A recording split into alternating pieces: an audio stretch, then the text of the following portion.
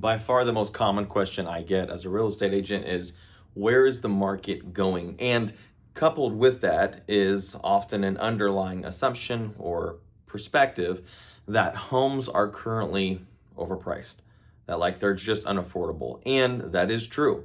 In Washington state specifically, that's been a pain point for about the last 6 or 7 years at least.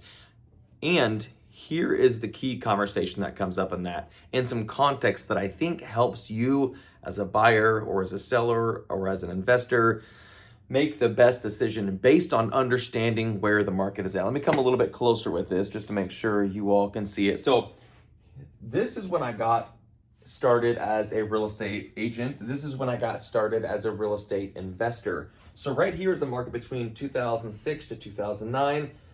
As you can see, this black line right here is the average historical appreciation within real estate, which is just over 4%. And this is as far back as almost 100 years that home values have been appreciating at about this scale. I know it's uncomfortable. I know compared to inflation and compensation and some other areas, it feels like quite a bit, like that yield is continuing to grow. Totally understand that. And here's the reality of where we're at. From 2006 to 2009, home values were overpriced. They were overpriced because of the market had metrics within it and loans within it and systems and processes within it that were overinflating this market.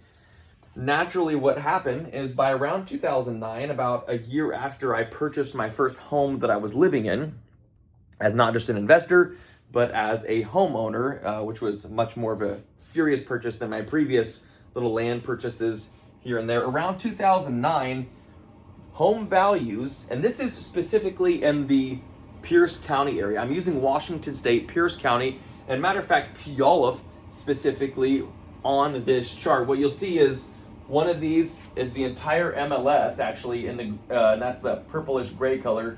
Puyallup is the green line, and then 98374, which is an upcoming listing appointment today that I have within that zip code specifically, is this red line. So again, what we have is property values right here were overpriced.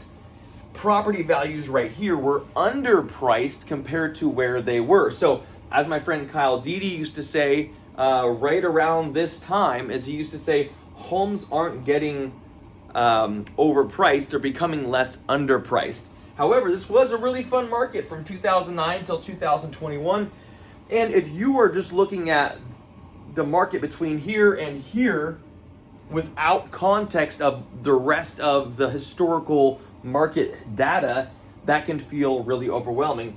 However, here's where it got crazy. And I remember being in this market around this 2020 to 22 to really middle of 21 market, where people were saying, hey, homes are overpriced. And back here prior to 2019 to 20, the conversation was, they're not necessarily becoming overpriced, they're just becoming less underpriced until we got here. Then home values became historically overpriced. This was because interest rates were artificially low in the 2s and 3s, something that we will likely never see again in our lifetime. And during that time, it was forcing demand and interest rates, property values to go up. Then what happened?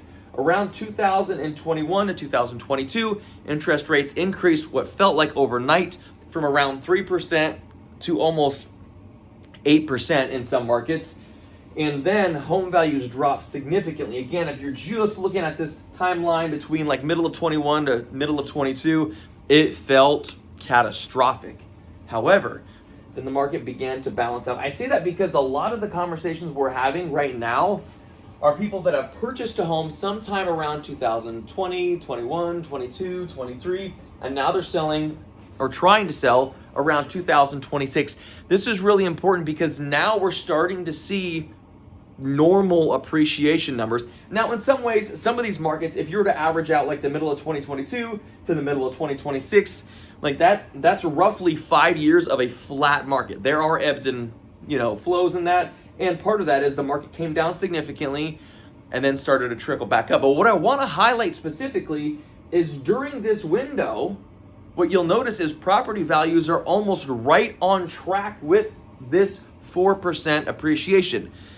This is really important information because while we might see other variables like increase of inventory significantly, we might see in Washington state specifically there being other economic factors like taxes and other variables that could push people out of the state and increase inventory and decrease property values over the next 2 to 3 years. What we're seeing nationally is this trend that, similar to the entire MLS right here, is that property values are starting to kind of wind down. And this means that we're unlikely to see a significant drop in property values nationally, but you might see property values continue to decrease a little bit locally within the state of Washington, within Pierce County specifically, because there are other variables within our state that make it different state to state. If you were to compare Texas and Washington and Florida and Tennessee and South Carolina and Utah and Idaho and Washington, every one of these markets have a little bit of a different nuance, meaning that some might gain a projected 2 to 3%, even 4% per year in home values, and some might lose 2, 3, 4% per year in home values. But what's consistently true is that what we've seen over the last 4 to 5 years within Washington state is that property values are starting to hit more of a reasonable, sustainable level of growth. And that means it might continue to be 1 to 2% for the next few years in our area. They might decrease 2 to 3% per year in our area and get a little bit further underneath this 4% appreciation. And you might even argue that that's needed.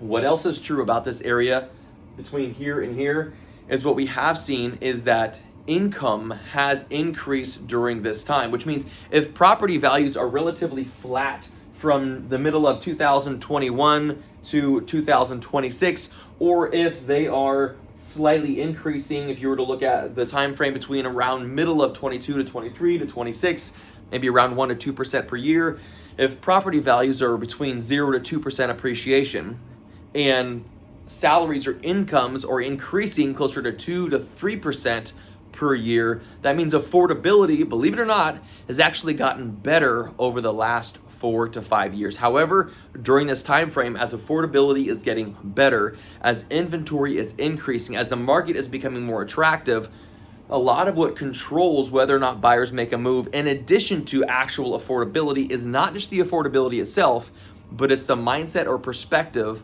of not being certain of where the market is going.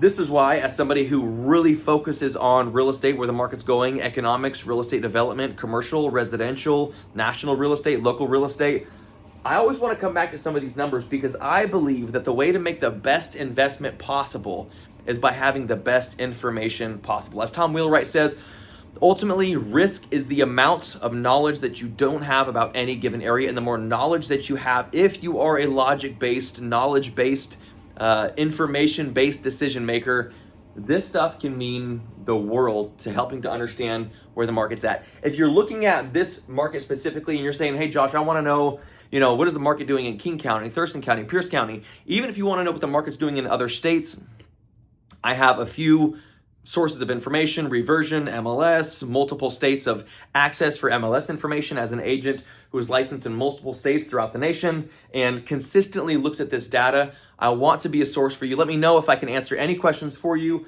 about what the market's doing in your specific area, or how to help you make a decision based on not just what the market is doing in your area, but the information based on decisions that you're having to evaluate as a homeowner, as an investor, or as somebody who would like to purchase their first or their second or third home or investment. Want to be a resource for you? Reach out with any questions anytime. DM me wherever you find this video, whether it's Facebook, Instagram, YouTube, and I'll be more than happy to help. You can also find us at thepnwteam.com and at timberrealestate.com, where my office is located right here in Lake Tapps, Washington.